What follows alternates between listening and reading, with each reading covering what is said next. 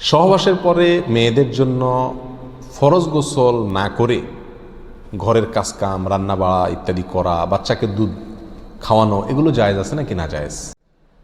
গোসল ফরজ হওয়া অবস্থায় গোসল না করার আগ পর্যন্ত কয়েকটা কাজ করা নিষেধ। 1, নামাজ পড়া নিষেধ। 2, তওয়াফ করা নিষেধ। 3, মসজিদে অবস্থান করা নিষেধ। 4, কোরআন স্পর্শ করা নিষেধ। 5, কোরআন পড়া নিষেধ। এই 5টি কাজ ছাড়া আর কোনো কাজ কিনা নিষেধ না।